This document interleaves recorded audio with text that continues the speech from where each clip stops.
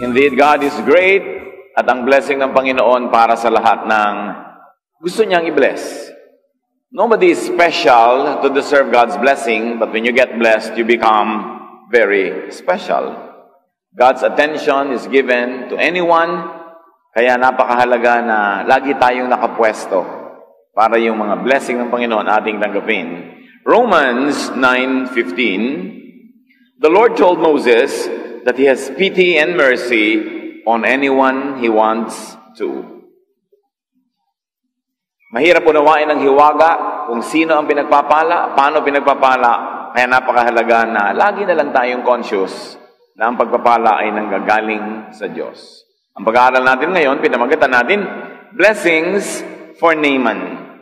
Isang mahalagang kwento na pwede natin kapulutan ng maraming aral. We ask you, Father, to be our speaker.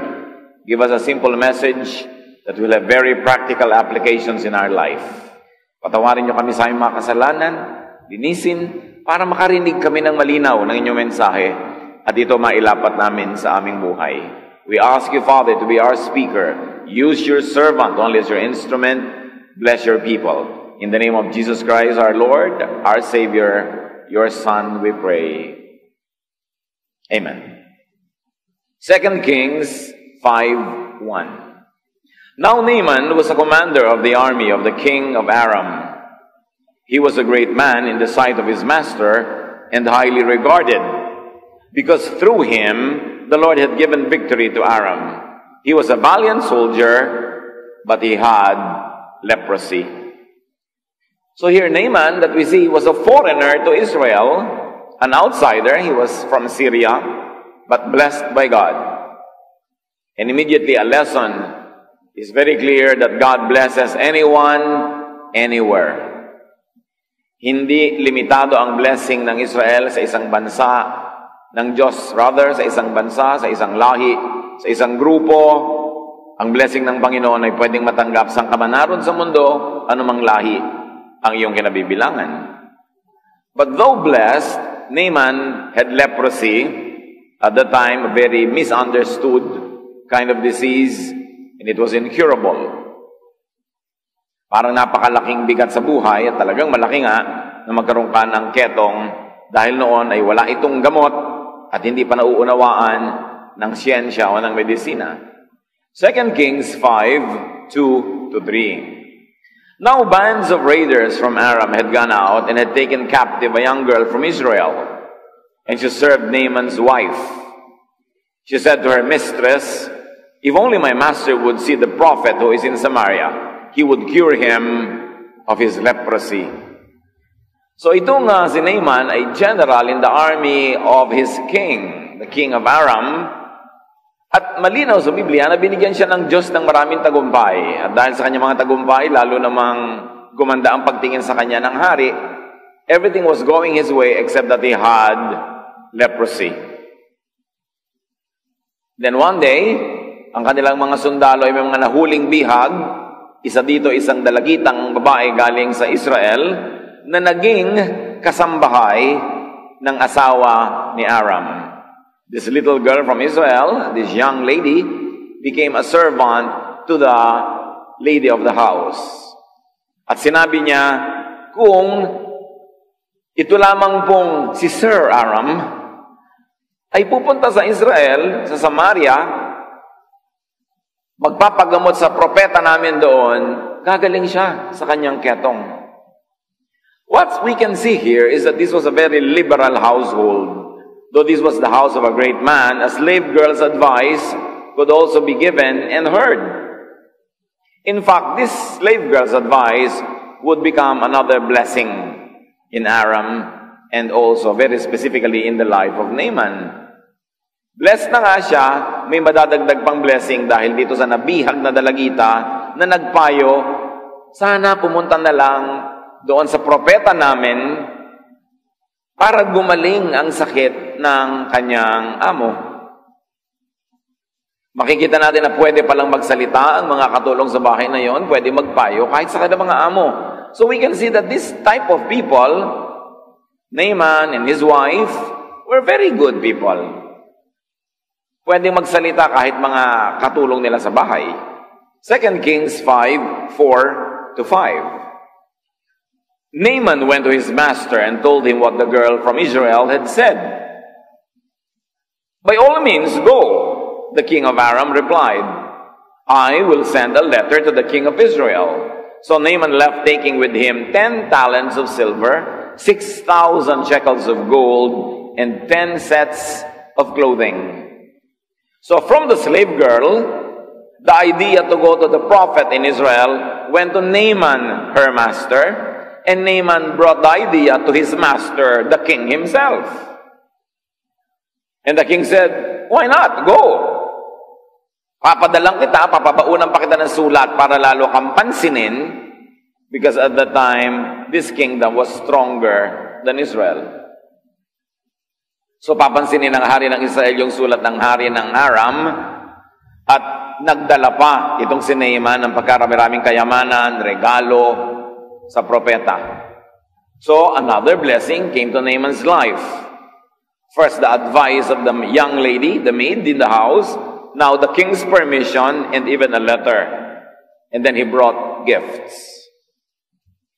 2 Kings 5:6-7. The letter that he took to the king of Israel read, "With this letter I am sending my servant Naaman to you so that you may cure him of his leprosy." As soon as the king of Israel read the letter, he tore his robes and said, "Am I God? Can I kill and bring back to life? Why does this fellow send someone to me to be cured of his leprosy? See how he is trying to pick a quarrel with me." Either there was a miscommunication, the king of Aram thought that the king of Israel was the one who had the power to heal, or it was just a general letter asking the king to move whoever was in his kingdom that could heal Naaman. But the king of Israel became afraid. Sabi niya, "Diyos ba ako? Bakit itong hari na to sa kabilang kingdom nagpapadala sa akin ng ganitong uri ng request na pagalingin ko itong leprosy ng kanyang tauhan? Sigurado humahanap yan ng away. Na pag hindi ko napagaling, magkakaroon siya na excuse para tagirahin at mananalo sila dahil mas malakas sila sa atin kesa ngayon." So it was one king's expectation and request that sounded like a demand, and another king's concern and fear. Pag merong miscommunication, laging maraming fear. Kaya dapat nagkakalinawan, ano ba talaga ibig mong sabihin? Ito ba talagang iniisip ko ang iniisip mo? So ninervyos na alarm itong hari ng Israel. 2 Kings 5:8. When Elisha, the man of God, heard that the king of Israel had torn his robes, and to tear one's robe means to mourn, magluksa, malungkot ng sobra, he sent him this message. "Why have you torn your robes? Have the man come to me, and he will know that there is a prophet in Israel." Iba talaga magsalita yung mga God-anointed prophets. Walang pangingimi kahit hari ang kausap. Sabi niya sa hari, bakit naman kinailangan pang magdrama ka? Bakit kailangan mo pang pilas-pilasin yung mga suot mo? Ba't di mo nalang ipadala sa akin nang malaman niyang hari ng Aram na may propeta ang Diyos sa Israel? Malinaw yung statement, hindi yung hari ang gagamitin ng Diyos, yung propeta ang gagamitin niya. Sabi ni, very indirectly, sabi ni Elisha, nagkamali siya, ba't siya sa hari pumunta? Dapat sa akin. So, papuntahin mo na lang sa akin nang malaman nila na kumikilos ang Diyos sa Israel sa pamamagitan ng kanyang propeta. So if we're going to trace the idea, it came from the Lord, of course, but it was, on human terms, from the slave girl. To Naaman, to the king of Aram, to the king of Israel, and now to the great prophet, Elisha. Ang layo ng narating ng idea. So, meron na namang isang blessing. Nakarating sa atensyon ng makapangyarihang propetang si Elisha ang problema ni Naaman, ang kanyang sakit na ketong. But we can learn something along the way. Do not inhibit a good idea, especially if it's godly, no matter who thought of it first. Kahit nakatulong, alipin, bihag ang nag-isip, if it's a good idea, it's a good idea no matter who thought of it first. Hindi tayo ang may ideya, hindi tayo magkaka-credit, papatayin mo na yung idea. In fact, that idea came from God. We like to think that even the very reason why that girl was captured was to bring her to the household of Naaman to bless him. Like Joseph was a slave in the house of Potiphar to bless the entire empire of Egypt. God could talk to, and God could send and use anyone. Kahit mga taong mukhang mababa ang kalagayan sa lipunan, kung gagamitin ng Diyos, magiging napakamakapangyarihang daluyan ng kanyang pagpapala. 2 Kings 5:9. So Naaman went with his horses and chariots and stopped at the door of Elisha's house. Ang lakas ng dating ni Naaman. Nung dumating siya sa palasyo ng hari ng Israel, bagay yung kanyang retinue, ang kanyang mga wangwang, ang kanyang mga escort, ang mga kabayuhan. Pero nung pumunta siya sa bahay ng propeta, a very humble house, mukhang OA ang dating niya. Hindi bagay itrato ng mga political and military leaders ang mga servants of God that way. Ang lakas ng dating. So bibilhin ba ni Elisha ang drama nitong si Naaman na ang lakas ng dating? 2 Kings 5:10, Elisha sent a messenger to say to him, "Go, wash yourself 7 times in the Jordan, and your flesh will be restored, and you will be cleansed." Hindi hinarap ng propeta ang dumating na bisita. Hindi siya tuminag sa kanyang kinalalagyan, pinalabas niya ng bahay ang isa niyang katulong at sinabi dun sa dumating, "Alam na po kung anong pakay nyo, ang payo, pumunta kayo sa river ng Jordan at ilublob nyo ang inyong sarili 7 beses. Bilangin nyo, lublob, ahon, 7 beses. Gagaling ang inyong mga sakit na yan, kayo'y malilinis." Ikatutuwa kaya ni Naaman ang ganong payo. So in other words, dinedma ng prophet yung pomp and pageantry ni Naaman. The prophet was not amused. The prophet was not impressed with the show of force. After all, the show of force is empty. Because if he was really powerful, he would not be there seeking the ministration of the prophet. So dapat inilagay niya ang sarili niya sa tamang lugar. Spiritual people should not be too impressed with power or wealth. And this is one of the measures that you can see how spiritual people are. How they not get too impressed with wealth or power. Because they are tuned in to another dimension, to another power, to another vision, to another world view. 2 Kings 5:11. But Naaman went away angry and said, "I thought that he would surely come out to meet me, stand and call on the name of the Lord his God, wave his hand over the spot, and cure me of my leprosy." This was the way of the pagan priests. Ang inaasahan ni Naaman, isang magandang show. Sabi niya, yun lang. Di ba niya kilala ko sino ako? Ang lumabas lang dito sa akin katulong para sabihin lang maglublob ako sa ilog nila. Hindi man lang siya lumabas. Ang inaasahan ko, lalabas siya. Titindig siya ng buong tikas at buong lakas siyang tatawag sa kanyang Diyos. Wawagayway niya ang kanyang kamay and instantly gagaling ako. Yun ang mga drama kasi ng mga pagan priests na nakasanayan nitong si Naaman. Hindi niya alam yung understated style of really spiritual people. Hindi niya nagustuhan na hindi siya hinarap. 2 Kings 5:12. Are not Abana and Pharpar, the rivers of Damascus, better than all the waters of Israel? Couldn't I wash in them and be cleansed? So he turned and went off in a rage. Sabi niya, Jordan, ilog ba ang tawag mo dyan sa kaprasong kanal na yan?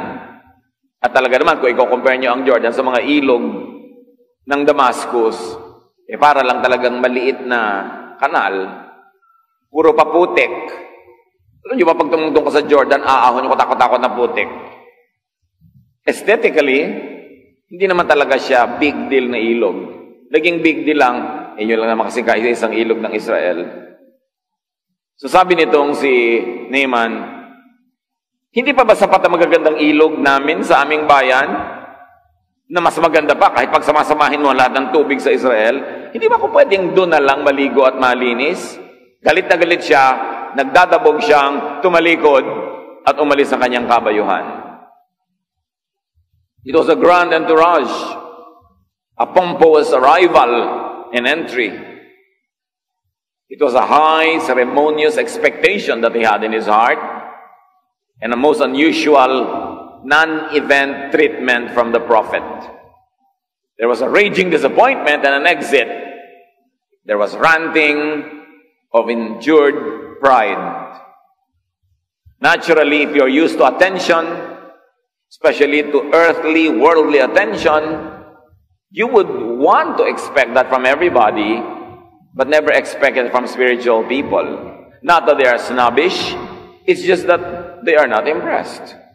Because they are tuned in to other things that are spiritual. And perhaps that's a medicine that Naaman needed. A humbling. Dahil matagal na siyang hindi na-humble. And this is the way of some rich people today. The very rich, the very so-called educated and prominent churchgoers, they also want and demand such attention. This breed of people are still alive and well. Umalis siya, pinakinggan niya ang kanyang damdamin, ang kanyang dabog, pero umalis siyang may sakit pa rin, di pa rin siya gumaling.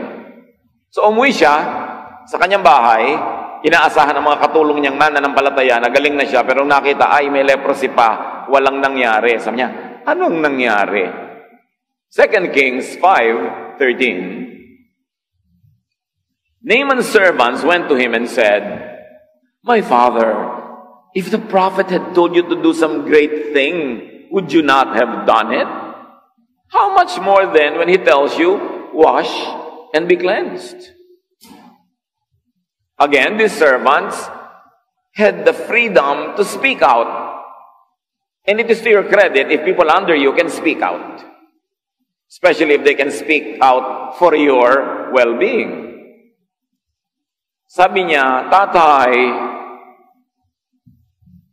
kung yung pong propeta may ipinagawa sa inyong mas mahirap, di ba para gumaling kayo, gagawin nyo? Kung ipinahuli sa inyong ibong Adarna, baka hulihin nyo talaga. Kung ipinasisid sa inyo ang dagat, kung ipinasakop sa inyo ang lahat ng mga kaharian dyan, gagawin nyo. Tapos maglublub lang sa ilog, di nyo pa sinunod. Gaano ba naman kahirap yon?" Naaman was too great to be blessed. No one can be too small to be blessed, but some people are too big to be blessed. At yun ang attitude ni Naaman.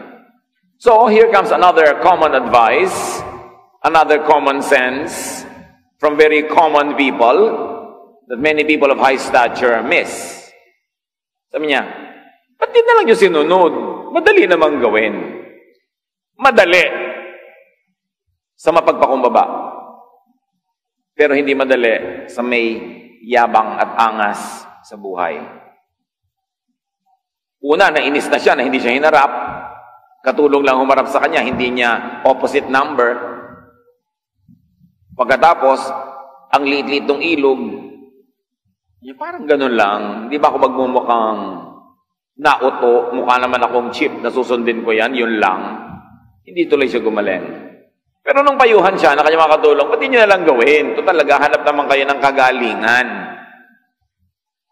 2 Kings 5:14, so he went down and dipped himself into Jordan 7 times, as the man of God had told him, and his flesh was restored and became clean like that of a young boy. So malinaw na Diyos ang nagpagaling. Not because of the river, not because of the grandness or beauty of the river. In fact, he was healed in spite of the river. Kung papagalingin tayo ng Panginoon, meron ba naman siyang papayagang umagaw ng kanyang kalwalhatian? Baka mapagkamalan mo pa yung magagandang bato, yung malinis na tubig, yung magandang lugar ang nagpagaling sa iyo at makalimutan mo ang Diyos. Kaya kinailangan isang simpleng lugar, isang napakasimpleng maliit na ilog para malaman mong hindi naman talaga yung ilog ang nagpapagaling. Humble deference to and obedience to wisdom yielded a great result. Healing at may bonus, youthful looks. Hindi lang siya gumaling, nagmukhang bata pa. Humility pala ang gamot. At kung humility ang gamot, alam nyo kung ano ang sakit. Sabihin nyo sa katabi nyo kung ano yung sakit. Pride, di ba? Ang sakit pala ni Naaman, pride. Kaya ang sagot ng prophet, dinedma siya. Kasi kung inestima mo yon, nagkandara pa ka, lalong yayabang. Hindi naman sa minaliit siya o minalang kwenta, pero ang kailangan niya, humbling eh. Yun ang gamot na kailangan niya. Kaya pala siya pinalulubog 7 beses, ba't hindi na lang 1 beses? Di ba kailangan humble ka para magpalubog-lutang ka doon? Kailangan may humility ka. Para kang batang sumunod na lang.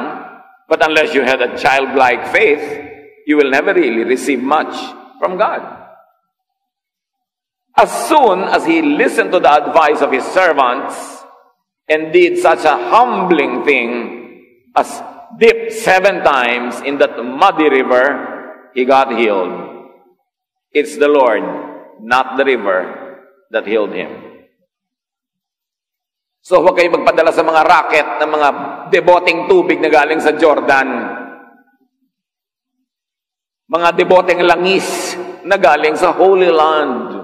Anong holy doon? May holy bang land? Land cannot be holy because land is non-living and only the living are capable of righteousness or sinfulness. Walang holy land. Gimmick lang yan ng tourism. But if you like to visit for the historical value, good. Pero huwag kayong papauto na Holy Land. Magpe-pray ka sa Garden of Gethsemane. Sa garden nyo rin na puro makahiya at okra, nandun din ang Diyos. Hindi nyo kailangan pumunta doon para mag-pray. Pero kung gusto nyo makita, not bad. Pero kayong pauto sa mga Holy Land, Holy Oil, Holy Water. Walang ganun. Ang Diyos ang nagpapagaling. Kaya nga, pagkarumi-rumit, maputik na tubig pa yung ginamit eh. 2 Kings 5:15. Then Naaman and all his attendants went back to the man of God.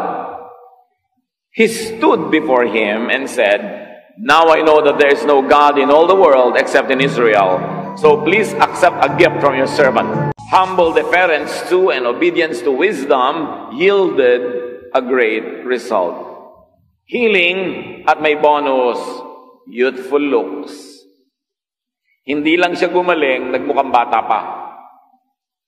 Humility pala ang gamot. At kung humility ang gamot, alam nyo kung ano ang sakit. Sabihin nyo sa katabi nyo kung ano yung sakit. Pride, di ba? Ang sakit pala ni Naaman, pride. Kaya ang sagot ng prophet, dinedma siya. Kasi kung inestima mo yon, nagkandara pa ka, lalong yayabang. Hindi naman sa minaliit siya o minalang kwenta, pero ang kailangan niya, humbling eh. Yun ang gamot na kailangan niya. Kaya pala siya pinalulubog 7 beses, ba't hindi na lang 1 beses? Di ba kailangan humble ka para magpalubog-lutang ka doon? Kailangan may humility ka. Para kang batang sumunod na lang. But unless you had a childlike faith, you will never really receive much from God. As soon as he listened to the advice of his servants and did such a humbling thing as dip 7 times in that muddy river, he got healed. It's the Lord, not the river, that healed him. So huwag kayo magpadala sa mga racket ng mga deboteng tubig na galing sa Jordan. Mga deboteng langis na galing sa Holy Land. Anong holy doon? May holy bang land? Land cannot be holy because land is non-living and only the living are capable of righteousness or sinfulness. Walang holy land. Gimmick lang yan ng tourism. But if you like to visit for the historical value, good. Pero huwag kayong papauto na Holy Land. Magpe-pray ka sa Garden of Gethsemane. Sa garden nyo rin na puro makahiya at okra, nandun din ang Diyos. Hindi nyo kailangan pumunta doon para mag-pray. Pero kung gusto nyo makita, not bad. Pero kayong pauto sa mga Holy Land, Holy Oil, Holy Water. Walang ganun. Ang Diyos ang nagpapagaling. Kaya nga pagkarumi-rumit, maputik na tubig pa yung ginamit eh. 2 Kings 5:15.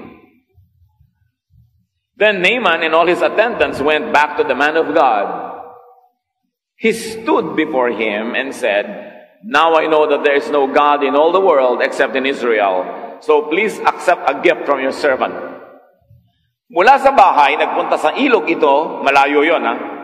Naglubog-lubog siya doon at nung gumaling, hindi mo na umuwi, tumuloy sa bahay ng propeta minus the pomp and pageantry. This time, bumaba na siya sa kanyang kabayo, tumindig siya sa harap ng bahay ng propeta hanggang nilabas siya. May natutunan si Naaman, dapat mong ilugar ang sarili mo before the man of God. Huwag kang magyabang dyan. Dahil hindi naman ikaw yung man of God, siya. At siya nga hindi mayabang eh. So humility, recognition, and gratitude ang nakita natin na isinunod na ginawa nitong si Naaman. A clear expression of thankfulness. He brought a lot of gifts.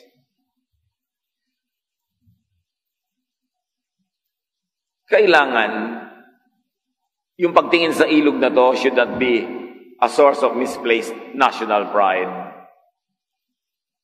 Hindi dahil sa Israel nangyari yon, hindi dahil sa ilog na yon, kundi dahil sa Diyos. Dahil alam nyo, nung panahon na yon, napakaraming may ketong sa Israel, walang pinagalingang Diyos ni isa. Sa katunayan, sabi sa 2 Kings 5:16, the prophet answered, "As surely as the Lord lives, whom I serve, I will not accept the thing." And even though Naaman urged him, he refused. Hindi tinanggap ng propeta ang mga regalo. It was a dignified and polite refusal, befitting an anointed prophet. But you should take note that Elijah's refusal must have had a context. Siguro may dahilan na hindi natin alam, hindi na ipinaliwanag sa Biblia, may dahilan. Baka yumabang na naman tong Naaman pag tinanggapan mo ng regalo. Pag yumabang siya, baka bumalik yung ketong niya. Kasi yung pala ang gamot sa ketong niya, humility. Pagka na naman tinanggapan, baka lumaki ulo. Marami kasi nagre-regalo, pero pag tinanggap mo, para ka na niyang property dahil naregaluhan ka na. Pagka ganun, huwag mong tanggapan. Dahil may strings attached. Elijah's refusal is not to be considered to be an be-all template for all situations.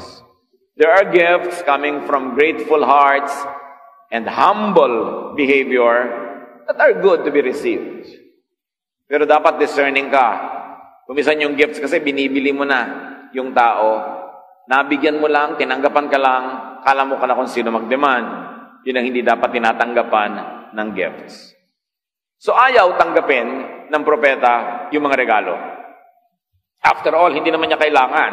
Simple lang ang buhay niya. So hindi niya kailangan yung mga ginto na yon, yung mga damit na yon. Hindi naman siya maraming mga events sa kailangan niya yon. So hindi niya tinanggap.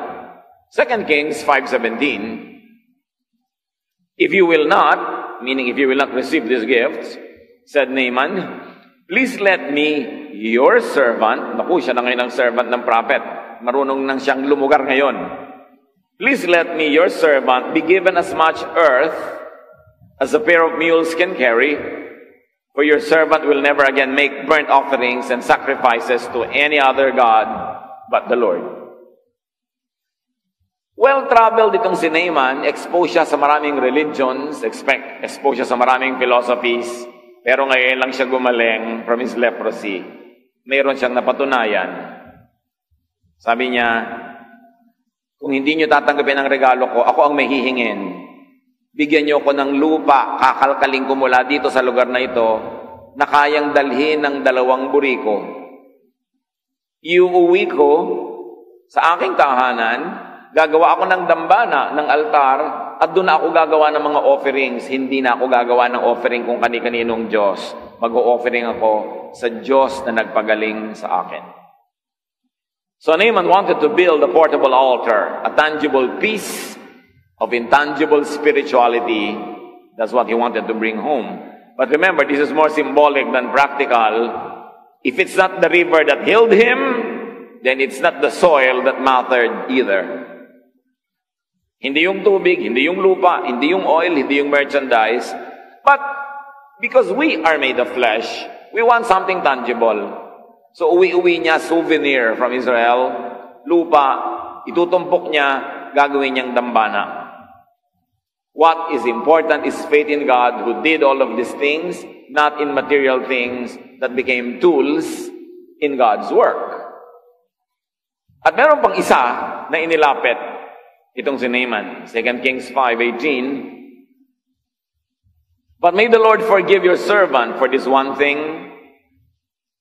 When my master enters the temple of Rimmon to bow down, and he is leaning on my arm, I have to bow there also.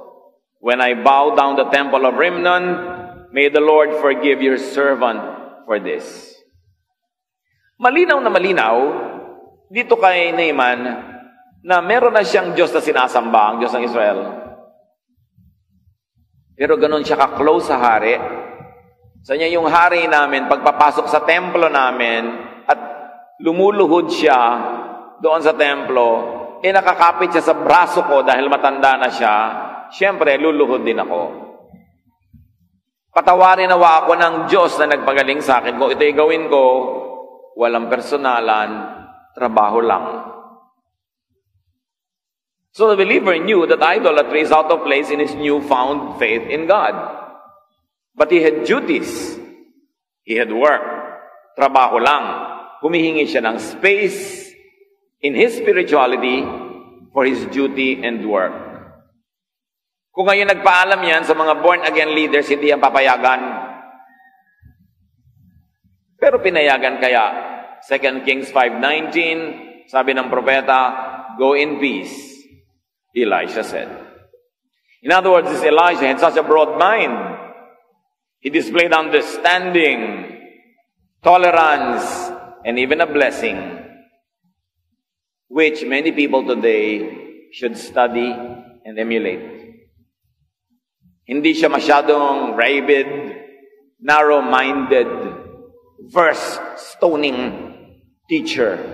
Sabi niya, naintindihan ko, may tungkulin ka, sige, go in peace. Basta nasa puso mo ang tunay na Panginoon, may trabaho ka, di gawin mo.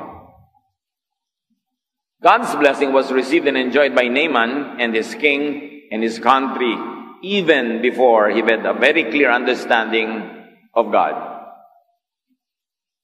Ibig sabihin, God's blessing is not limited to Israel and the Israelites. It is not limited to certain persons or group of persons. Sa katunayan, kalaban nga ng Israel, yung Aram nung panahon na yon, ang binebless pa ng Diyos na manalo ay sila.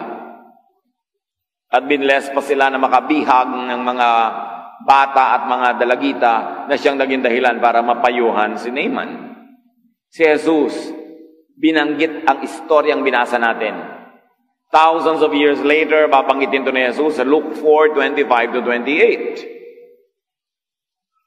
Once during the time of Elijah, there was no rain for 3.5 years, and people everywhere were starving. There were many widows in Israel, but Elijah was sent only to a widow in the town of Zarephath near the city of Sidon. Sabi ni Jesus, nung panahon ng taggutom, napakaraming byuda sa Israel. Walang kinupkop ang Diyos ni isa. Pero may kinupkop siyang byuda, hindi Israelite, taga Zarephath. And verse 27, during the time of the prophet Elisha, yung binasa natin ngayon, many men in Israel had leprosy, but no one was healed, except Naaman who lived in Syria. When the people in the meeting place heard Jesus say this, they became so angry. Israelites had always been used to thinking of themselves as special, as favored, and Jesus shattered that myth, that self-centered, ethnocentric myth. At marami pang beses uulit-ulitin niya ni Jesus. Sasabihin niya, I've never seen a faith like this in Israel, but the faith of this Syrophoenician woman is impressive. Sasabihin niya, I've never seen faith like the faith of this centurion. This I have never seen among Israelites. Ipinapakita ni Jesus na minamatyagan, tinitingnan ng Diyos ang lahat ng tao sa buong mundo. At ang Diyos ay humahanga, si Jesus ay humahanga sa pananalig, kahit ang nananalig ay hindi Israelite. At itong si Naaman, sabi niya, sa dinami-rami ng naiketong noong panahon ni Elisha, sa bayan ng Israel, walang pinagaling ang Diyos. Isa lang, si Naaman, hindi pa Israelite. God blesses whom He likes to bless. Walang sino man na may exclusive franchise for blessing. Romans 9:15, the Lord told Moses that He has pity and mercy on anyone He wants to. Another lesson is that more blessings could await those who are already blessed, if only they were humble and obedient to godly counsel. Blessed na si Naaman, kaya lang may ketong. Ang spiritual cause pala nito, pride, kaya ang reseta, humility. And when he ate his humble pie, he got healed. God could give counsel through slave girls. Huwag nating mamalitin ang sinuman, maaaring gamitin ang sinuman ng Diyos na daluyan ang kanyang pagpapayo tungo sa ating buhay. Don't feel superior to anybody because anybody could be used by the Lord to speak to you. God could speak through donkeys, as we have seen in the Bible. God could provide food through unclean ravens, as God fed Elisha. And God could protect His servants through a prostitute in the story of Rahab. Nobody is beyond redemption, and nobody is so badly situated that God could not use her or him. Dapat nakabukas ang ating mata, ang ating tainga sa pagpapala ng Diyos kahit kanino padaanin. Huwag kang mamili. Huwag mo sasabihin, sino ba ang teacher sa Bible study class? Baka mas educated pa ako. Baka mas mayaman pa ako. Baka mas maganda pa yung bahay namin kaysa doon sa lugar ng Bible study na yan. Walang ganong-ganong yabang na dadaling ka pag lumalapit ka sa Diyos para gumaling ang iyong mga ketong at lahat ng tao may leprosy. Iba-iba lang. Yan napakahalagang suriin natin mga sarili. Baka blessed na tayo, kaya lang, yun yung kaya lang eh. May sabit, may kulang, o may sobra. At maaaring ang dahilan, tulad nitong kay Naaman, kailangan mo pala maglublob ka sa ilog mo, ano man yun. Baka merong taong kinawawa mo noon, dapat bumalik ka sa kanya at mag-sorry ka. Yun ang ilog na lulubluban mo. You're humbling of yourself para mawala ang iyong leprosy. Baka may pinagyabangan ka noon na kailangan ngayong bumawi ka, magpakumbaba. Baka meron ka napakataas na sinabi na kailangan mong bawiin. Ano man yun, mga kapatid, sayang ang pag-upo nyo dyan pag hindi natin inisip na there is a Naaman in all of us. And there is that leprosy in all of us. And there is that humbling act that we should do to receive God's healing and God's blessing.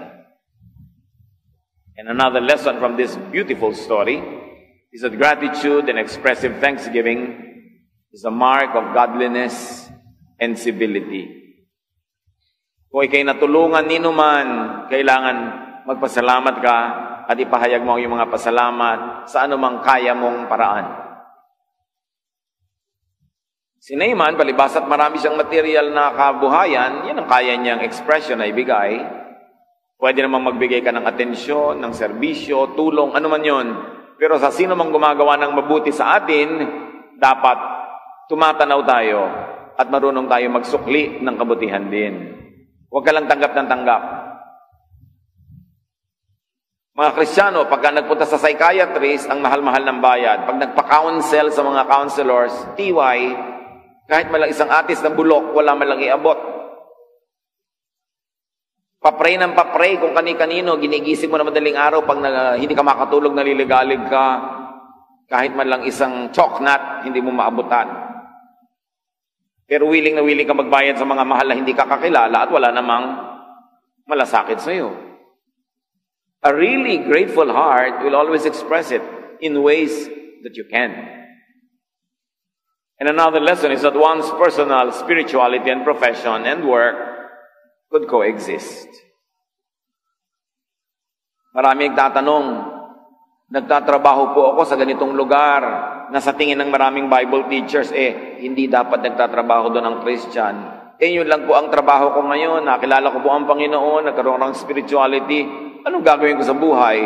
Anong ginawa dito ng propeta? Sabi niya, go in peace. Trabaho mo yan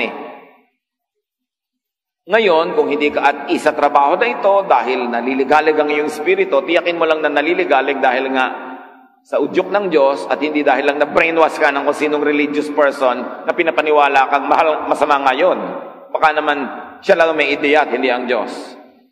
Pero kung sakali nga, nalabag sa pagiging maka-Diyos, yung ginagawa mo, hindi maghanap ka ng iba, pero habang hindi ka pa nakakahanap, lalo't may pananagutan ka sa buhay, may mga pinapakain ka, sabi ng propeta, go in peace. Walang personalan, trabaho lang.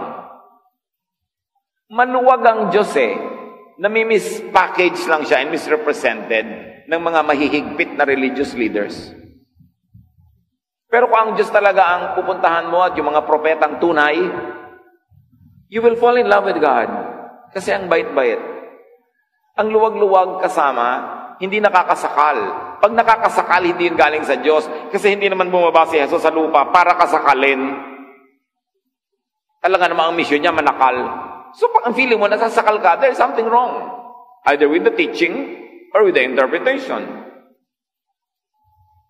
If you have conflicts in your mind about your profession and your spirituality, at least in and as a transition period, stay there until you find a better job. But to drop what you're doing and go hungry, hindi naman yun ang kalooban ng Diyos para sa iyo. At hindi mo kailangan gawin yun para patunayang maka-Diyos ka nga. We have to be liberated from these icons. Sometimes Bible-based Christians are so angry with idols, idolatry. Yung mga idols made of wood, of stone, of steel, of whatever. But Bible-based Christians also have many idols. And what are these? Theologies that misrepresent God. Theologies that do not present the true image of God, but shows only the interpretation of the religious. Idol din yun. Mas delikado yung idol na minimisrepresent mo ang Diyos. Na ang Diyos ay laging galit, laging nagpaparusa, puro bawal. It is a misrepresentation of God. Mature spirituality could and would understand other people's boundedness to duty and profession. Meron pa naging Kristiyano pero nasa military o police. So alam nga namang hindi ka na manghuli ng masama at hindi ka na mamaril kung nagbabarilan dahil Kristiyano ka. I-apply natin itong istorya sa tunay na buhay para magkaroon ng kahulugan sa atin. Sabi ng prophet, go in peace.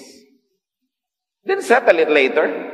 But for now, you are in a transition period, go in peace.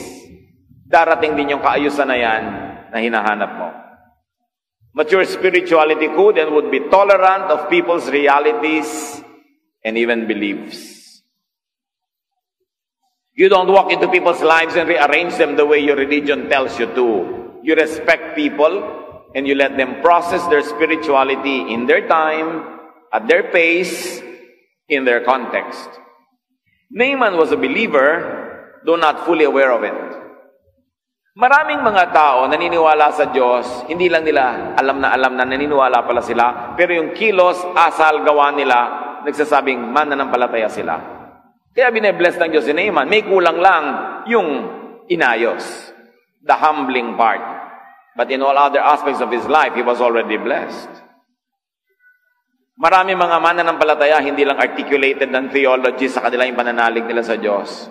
At kadalasan, makikita niyo sa Biblia, dinadala sila ng Diyos sa mga taong makakapagpaliwanag ng kanilang isip at makakapagpalalo, makakapag-fine-tune ng kanilang pananalig.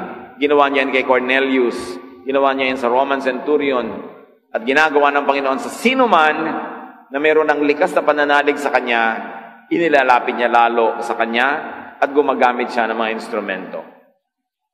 What is your leprosy that could be healed by listening to a humble person's advice that could be healed by humbling yourself and by dipping in your own Jordan River. Panginoong Diyos, turuan niyo po kami na ilapat ang kwento sa buhay namin dahil hindi naman dekorasyon ang kwento na ito. Ito'y tungkol din sa amin.